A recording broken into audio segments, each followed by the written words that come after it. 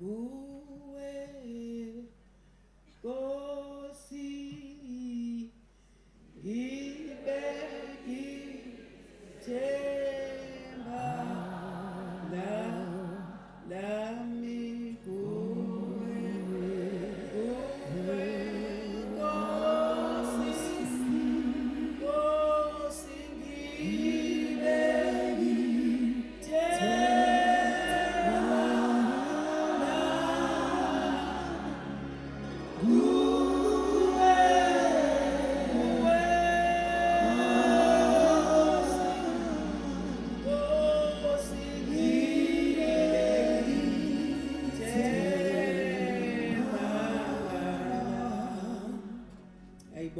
Nkosi Baba wethu uDlokovu ubuholi ubaba wethu uBayede oNdlonkulu abathandazi bala ekhaya nginesicelo enginaso emoyeni sokubabonga nokugcizelela ukuthi abantu abangabongwa abantu abathandazayo ngiyabingelela obaba bethu abefundisi nabasizi babo amen ngibingelele nendela amen haleluya sizofunda ke bangcwele ivesi elilodwa engicela sihambe nalo amen sinamaphutha sikholwa ayikho uNkulunkulu into ayithanda njengomuntu wakhe emlalela ngiyacela bangcwele ngifikele endlini kunesiprofetu lokho kuphathisa ungabusakudedela ngicela ukuchaza lokho isiprofetu asidli indaba sidla umthandazo uNkulunkulu kayikhuluma into ngomunye unyaka azayenze ngomunye umuntu odinga linde lento umuntu obeke entabeni yasemsebe ayondle lento ayiphathe kahle yini lomkhuleko ube ngesikhathi sokugcina bagcotshwe ungani uNkulunkulu ufuna kube khona insali noma ngabe uyafika umphiki Kristu kodwa kube kukhona insali ngicela amakholo ahambe nami makukhona insali kukhona inhliziyo kaNkulunkulu noma sekuthiwa kuyavalwa kuvaleki noma kuthiwa lokhu ngeke kwenzeke kuyenzeka makukhona insali uthi uEzra bethunjiwe uthi thina siyakumfuna uNkulunkulu obaba abenza naye isivumelwano uthi futhi thina sinakuphuma siyempini isandla sikaNkulunkulu obaba singekho phakathi kwethu akazange babone ukhuluma ngomlando ngoba uyinsali kufuneka insali yalomthandazo bathandazi zikisana manetha nikhuleke futhi baba Dlokovu uThixo uzokuhlungela impi ekufanele uhambe nayo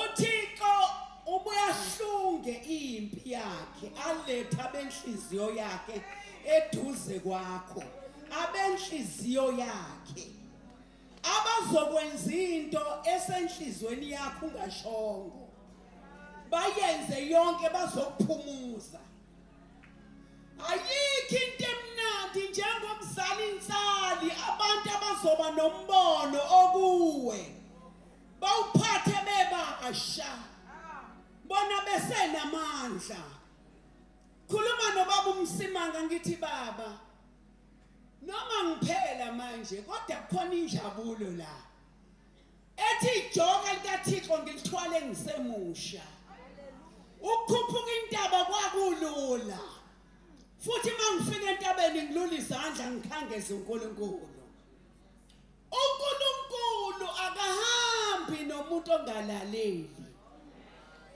nawe umzali nje uyayithanda ingane elalelayo yini khona umbuzo khona ngiyawuzwa nami futhi yini eyenza wehluka mfundisi ngalalela uma ngiphuma ku 40 days ngangibe ngithatho wami le indlela uThixo uyaveza khona abagcotshwe ngabe bakude bahlulwa nje inyama yabo abafuna ukolala yabona ukulala u40 days khona izinto ezikhishwayo kukhona izinto ezifakwayo ngiyambona udokotela ukuthi wathini awulale manje udokotela engakasho lutho awulalele manje uzila ukudla ngoba uzokhula ungabusakwazi ukuzila ukudla lala manje ulalela uNkulunkulu wenze lento ayishoyo umthandazo ukhule kumusha uyakondla wena usuku ungaboni namhlanje ngimthululela lento yokulalela uNkulunkulu ukuthi namhlanje ngondliwa lonke ilizwe kodwa ngizalwe eFM kodwa uNkulunkulu ngondla ngabantu bonke abanye ngibazi abanye ngiyabazi abanye ngikaze ngibabone kodwa ngibabona sebegcwele ibala ekhaya haleluya ngichaza ukuthini manje azikho inyembezi zakhe eziwela phansi ayikho into uNkulunkulu angeke ayiphendule mawubone ngathi kuthula iqinisela lithi izwi lenkosi bakhuleka ngesineke uPetro eboshiwe uNkulunkulu waziyela yena gaqa lakhe phakathi ejele wayoqaqa iminyango ibandla likhuleka ngani bazalwane ngesine hayi umkhuleka kuyona lento yokuqhamuzela lana sijaha isikhathi sijahe nezikhulumi uyowuthatha nino wakho noNkulunkulu wakho ake ngilinganise lento bese ngiyaniyeka ngifunda ivesi elilodwa bese ngiyanibusisa bangcwele kodwa ngifuni ukubashiya abagcotshwa abancane abasenamandla zokufa lalelisisa makuthiwa lishiya ibandla ulishiyo ohlala wedwa noNkulunkulu konke ngifuna ukuyilinganisa umuntu obizwe uNkulunkulu uyafana nomuntu oshadile nonkosikazi wakhe umuntu mayishadile unesikhathi nonkosikazi wakhe umuntu mayebiziwe uNkulunkulu uyasifuna isikhathi sakhe naye umathi nguNkulunkulu onesikhwele ushola ukuthi mnika ithuba akakahlale nawe kungila kungaxokozeli khona lingekho ibandla ungekho umsindo akakwazi uNkulunkulu ukukhuluma nabantu bekhuluma kodwa ngisho mawufuna ukuhamba naye haleluya kwangathi kubanzima endlini akakwazi uNkulunkulu kwenza izimangaliso ungazange ulahlekele ukuphila kwakho ngaye inyama yakhe isitha sezinto zikaNkulunkulu inyama yakhe imelene nomoya kuwe khona lento esidinga siqaphele awuzalwanga umfundisi awuzalwa wena ubungazazi ukuthi umfundisi lento uzalwe nayo umuntu ubiza uzalwa nalo ungavuma ukufika icebo likaNkulunkulu elabekwa uye kuwe lingazange liphunyeleliswe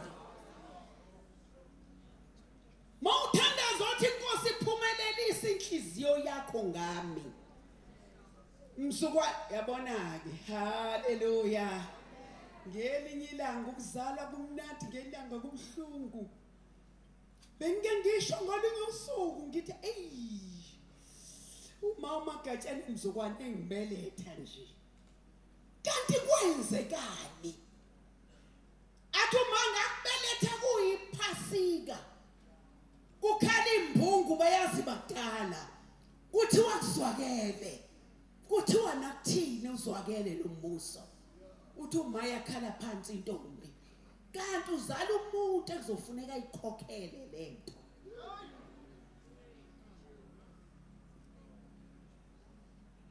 mawukhokha isikweleti uyozwa ngalomuntu ukuthi sekwanele uyakutshela ukuthi hayi sewusilile kwanele washo kimi ngiyacabanga ukuthi kwase ku 40 days bishop msweni kwakusoko was 40 days wathi ucinileke manje sesiyahamba ke akakwazi uNkulunkulu ukuhamba nawe ngakuthume ungamlaleli ake ngibuze yini eyenza uJesu njalo amonyuke esixokweni kunemfihlo lapho awukwazi ukuxotshiwa uhlale ezixokwini nje abanye mthotswa abadliwe umkhuba wamanje badliwe indaba abanazo abanazo isikhathi noNkulunkulu wabo angiphinde uNkulunkulu ufuna isikhathi sakho nawe yabona njengoba sengikhulile nje mayithi namhlanje hlala ungayi indawo ngiyahlala bese ngiyalalela ukuthi Nkosi yini ofuna ngiyenze uthini angiphindi umgcotshwa akabi isendabeni umuntu ofuna ukuhamba noNkulunkulu indaba zihamba eceleni akazazi ezinye ungangibuzi nje indaba zase AFM angazi neyodwa ngoba nje ngizihlalela noNkulunkulu kwami sebezilethile bazolanyulwa ubani uma nami ngiphakathi babusisiwe abalamulayo ngokuba umbuso kaNkulunkulu ngowabo uzosilamula kanjani nawe usesijingile wathunya indaba noma wathunya izwi umuntu ohamba noNkulunkulu akanazo indaba umuntu ohamba noNkulunkulu mama umsweni mzukwane bethi angiphatha ibandla abazalwane ngabatshela ukuthi ungezi kwami nengxaki yomunye umzalwane woza neyakho umzalwane ngidingi ngifune yakho ngoba masungitshela indaba zabazalwane angisezulikhuluma izwi sengizokhuluma ngendaba mawukhuluma ngendaba umfundisi epulpit bavele bathi hayi useNkulunkulu usemshiyile kanti bona bakushiyisile angiphinde baleka nomntanakho bo labantu babengekho ubizwa labantu bakuphakela enyameni abezuma ngaphambi kwehlalo sobukhosi bazilande ukuthi benzeni ngomsebenzi kaNkulunkulu amen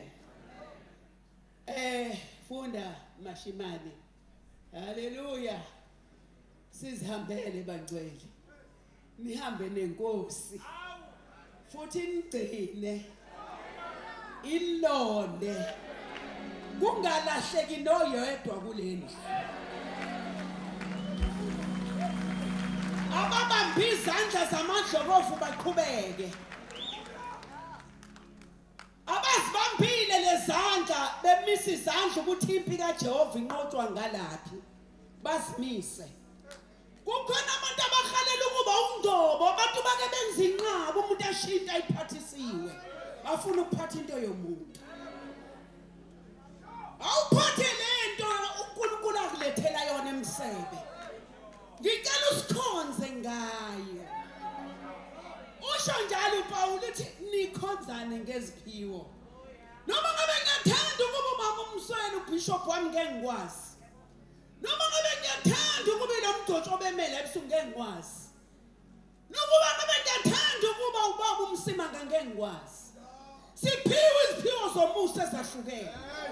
Musukhala thandazela abakuzona ukuze ubone sakho. Shamada. Shalom. Yazi ungajwayela ukubusisa imoto zabantu asebenazo ungenayo neyakho ayizi. Zibeke izandla uzibusise. Abanemali ubabusise futhi ukuthi ayiqhubeke. Musuba umono uyakwazi ukuvimba into ebiza kuwena. Umono ukwazi ukuvimba uNkulunkulu ezokuvakashela. Umono ukwazi ukuvimba isibusiso sakwakho. Umona nje. Angiphinde ngeke ukwazi kuba ubaba uNgcobo. Angimazi ukuthi umenini la. Ngeke uzukwazi. Indlela ezikhomithe ngayo ngeke ukwazi. Mawungambuza ngeke ukwazi wena ukushiya unkosikazi wakho. Uyolala entabeni. Yena uyamshiya. Abese mnikela uNkulunkulu. Kusho ukuthi wena ngeke ufinyelele la uNkulunkulu ekufuna khona.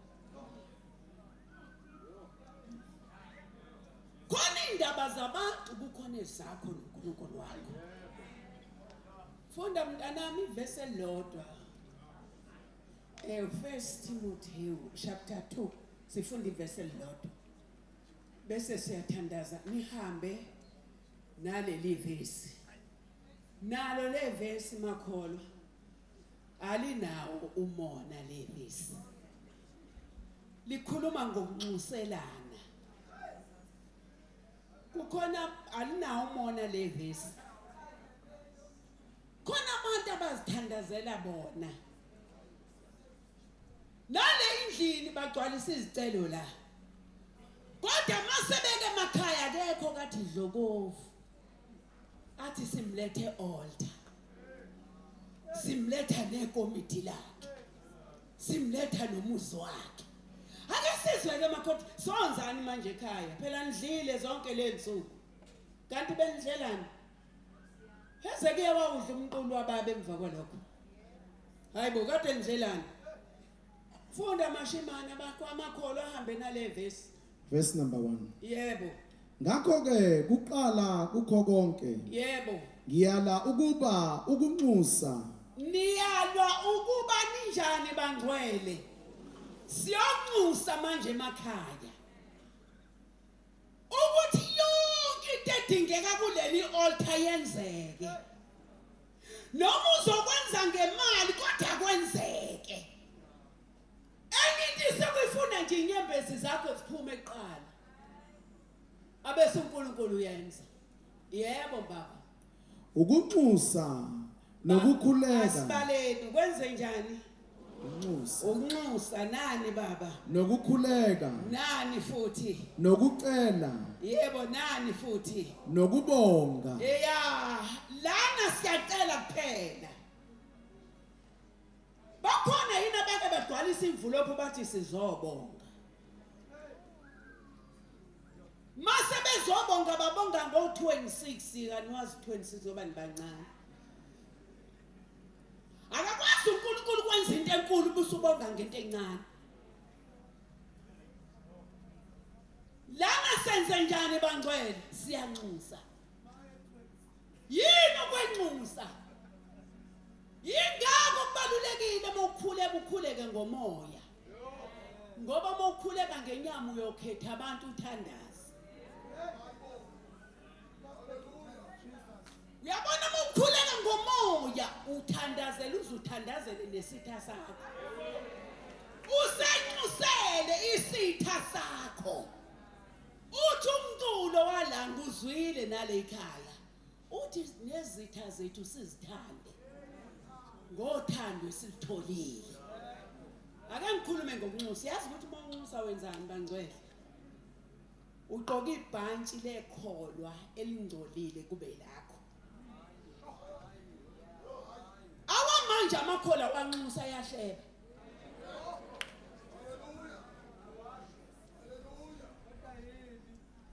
Umuntu onxusayo umuntu ogqoka isimo somzalwane. Ngoba kulesimo somzalwane khona into enhle ngale kwakhe. Kanti umuntu umumbi yonke indawo. Akekho nje umuntu kaNkulunkulu omumbi yonke indawo. Mawusumenxusela ngesipho esikuyena uthi Nkosi siyakhuleka siyintaba yasemsebe mkhumule lengubo engcolile uyigqoke wena umkhumule uthi mkhumule ingubo yakhe iyengcola ngigqoke isingubo entsha uyanxusa awuhleki. Ake ngiphinde futhi ngoba ngilinikiwe ithuba ngikhulumela umyeni wami. Mawungakuyena uJesu ewumyeni wakho. Bengithanda kube engabe bonke abantu sebefinyelele kuyazini ini iqiniso. Manje mawungakuJesu akekho umuntu omhlekayo. Ungumuntu onxusayo makukhona isiqi ebandleni. Makukhona into engahambi kahle wena ozika isinede. Umkhumula ingubo engcolile engazi. Ungamtshela umzile ukudla engazi. Hayi. Ngeke. Angwayeka makhola. Uyabona mawunxusa. Uvela wena umumbi phambi kwealtar. uDaniel kodwa kade ephuma emphandweni lathini igama imebuzo neBukadnezar uthi ufunyenwe ungenacala. Yes. Yeah. uDaniel esekhuleka uthi baba uNkulunkulu baba sonile. Sishile isivumelwano asenza nobaba. Uyamuzwa lo muntu uyanxusa kade enqonyo ukuthi ungcwele. Abusiza ubungcwele obungenako ubunxusa.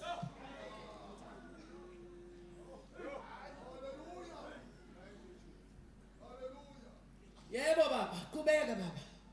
Senzani manje futhi? Siyakhuleka. Uyabona ukukhuleka. Awusengicishe ngahlabelela.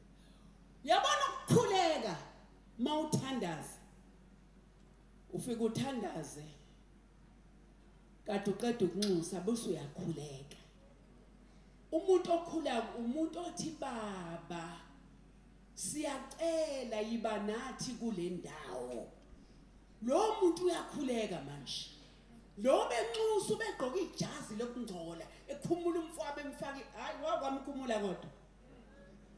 Mhlambe ngikhuluma inganekwane nje.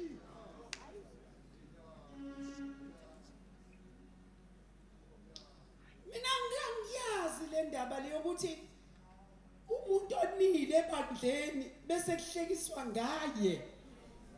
Awukho nowodwa umsebenzi omuhle kade wenza. Yikho into enhle nenzele yona. Baba Msimanga nathi angoni bahla.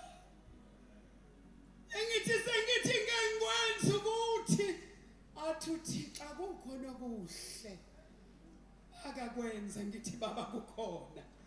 Shiya phansi ke lento uyomlanda. Bangako balandayo noma kulungile bengekho. Yolahla uzulahle nomuntu ophethe umbono wakho.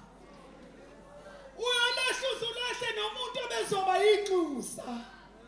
Obezokunxusela.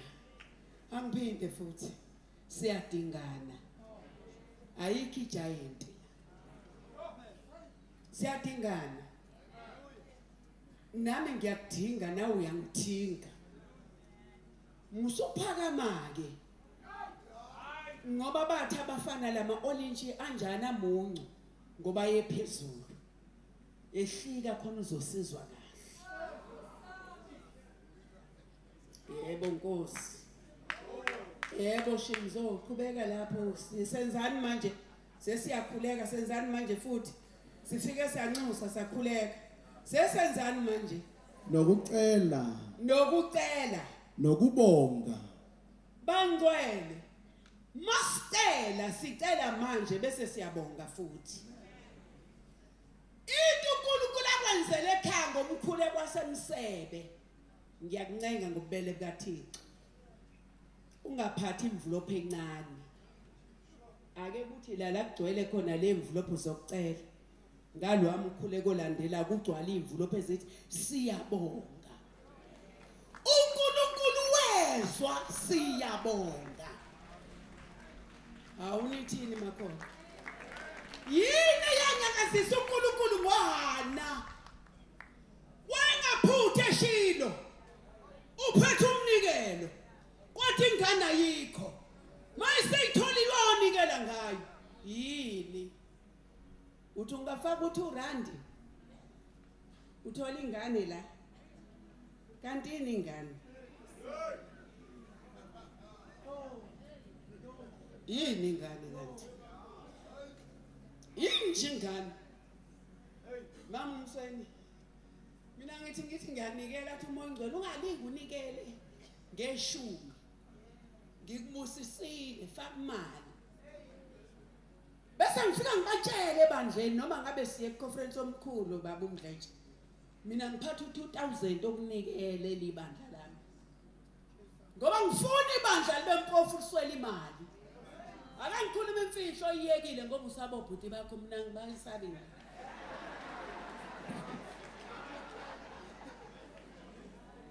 iBhayibheli lingaka nje akekho phuma disshantshi ekhokheni okweshumi. Nompristi naye kufuneka khiphe. Akekho ongangenisi. Okweshumi nomnikelo. Ake ngisho. Thiwe siyabonga manje. Ake ngiyakhuluma. Yabona ekungcotshwa kangakukhokho kweshumi. Baba uMdletshe. Akanganikela. Ibandla ligongobala lonke. Noma ngabe khona amajazi la endlini ama-education amaningi. Mama nikela boletho 10 rand. Okweshumi kuyavula konke. Umnikelo womgcotshwa uyavula. Umgcotshwa mangenzile utho mntanami. Kuyathula ukuthi nya. Wadina nini uvula? Bakhipha 10 rand na ukhipha 10 rand.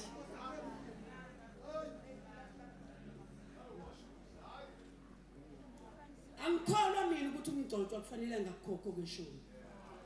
Baba, ngiyangimtshela ukuthi ngihola malini ebandleni. Kodwa sengahola manje.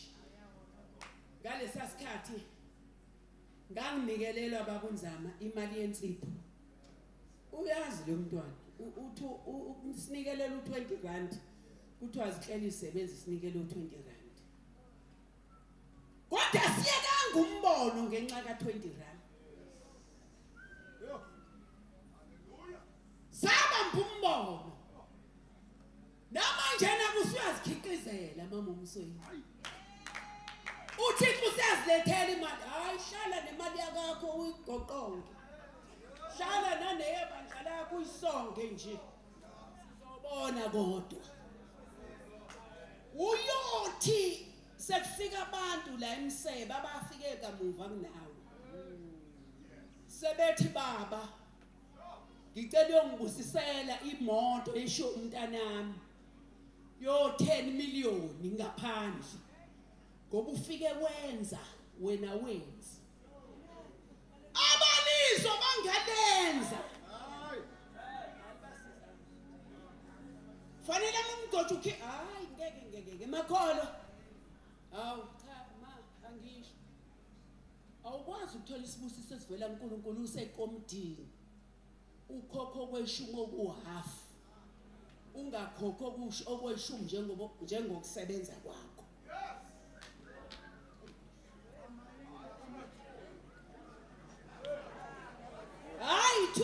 abathule mntanami abathule kodwa mina ebandleni eGibson's Gate ngafica imoto zimbili namhlanje angikwazi ngisho ukuhamba phakathi kwazo nginamakhono engingawazi njalo makuthiwa isonto elikhulu kubusiswa imoto angabatshela ukuthi make nathembeka kokweshumi uthe uyokhuza okudlala ake ngibuze kakhubani okhuzayo umfundisi wedla konke udla konke wena nembewu uyitshala phi bona wenze njani hey ngeke nani baba nokubonga yini eyenza izolo methu umntana mabasukuma be1000 mdletshe lincane funa ngiletheni wothi ngani inkulu into angenzele yona ngangijikijela isicelo njalo ngikhala ngengane yakwethu engilamayo ukuthi ingafi kude nenkosi namhlanje iphendukile manje angikwazi ukukhipha uThubhobho fanele ngibonge ngomlomo ngibonge ngenkece eyashiwo umntwana ngani bangcwele hayi ke yabona ke uhambe nalezi zinto uyakhuleka uyanxusa uyacela uyabonga mawubonga ubongi mahala hayi ngeke makholo kanti niqhuba kanjani wake wayishisa yini impepho emsamo umsimanga ingekho intondolo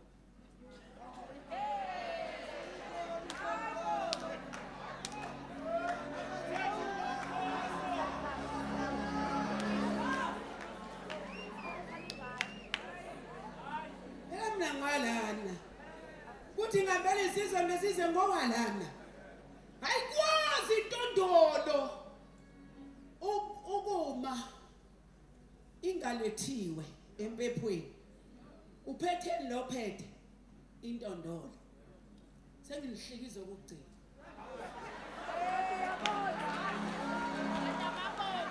baba uthini uGideon uthi wamhletshelo mina ngizoletha inkunzi yenkomo ngoba wayazi olthala kubo ukuthi linzima yini ube neolthe nzima mawufika endlini kaNkulunkulu uthithi bani usuzana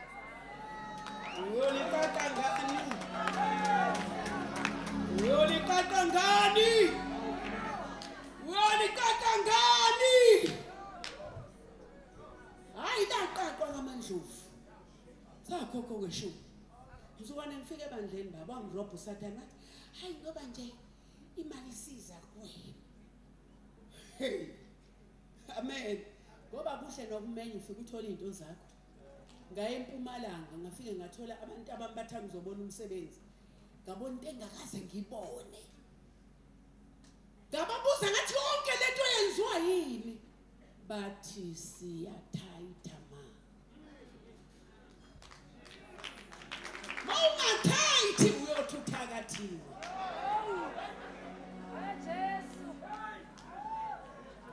alithakathi lebandla linezimiso zayo sesiyathandaza manje inkosi nigcine niphathe izimiso zikaNkulunkulu ezenza umuntu yabona ke lezi engigcina ngazo zenza umuntu angabe impofu zenza ungasweli lutho nje ifoni yakho nje ikhala kuze kuphela inyanga ilo ikhalile nje naphakathi nenyanga iyakhala ifoni ngoba wavula umthombo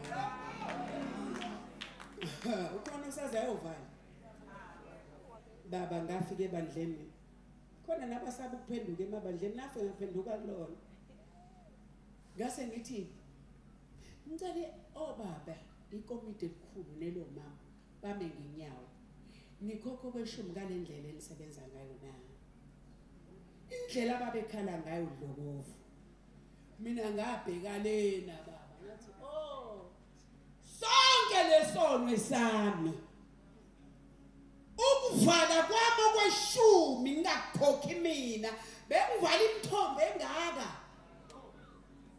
angifuni ukukutshela ukuthi eGibson's Gate senza malini makuphela inyanga kodwa senza ukuthi uBhobho noZungu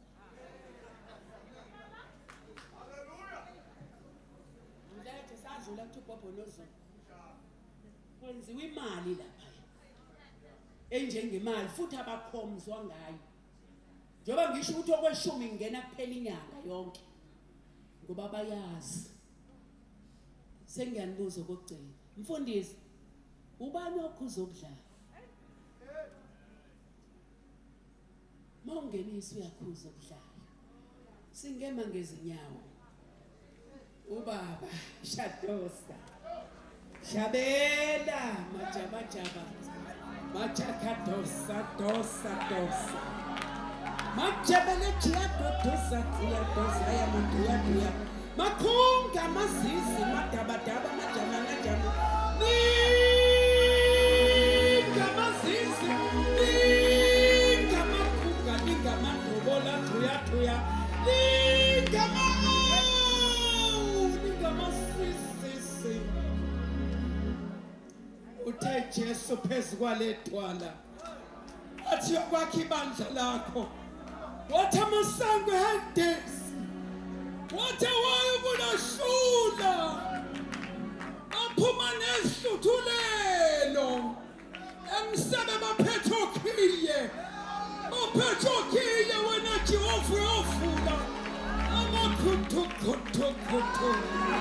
amaselisili thono amanini thono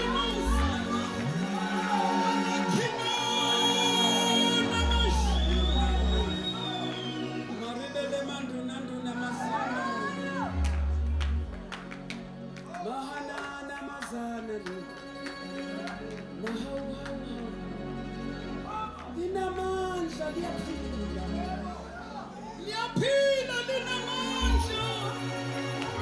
linamandla labokhinga balahli hambi yavula usevulile umavula kuvaliwe shado khama kuya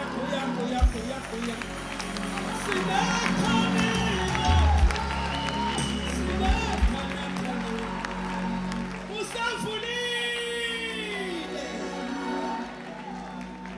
abayidli imali yakho bazoyibuyisa bonke usavulile nabakweleta bazoyibuyisa yonke nabakhuthuzi izobuya yonke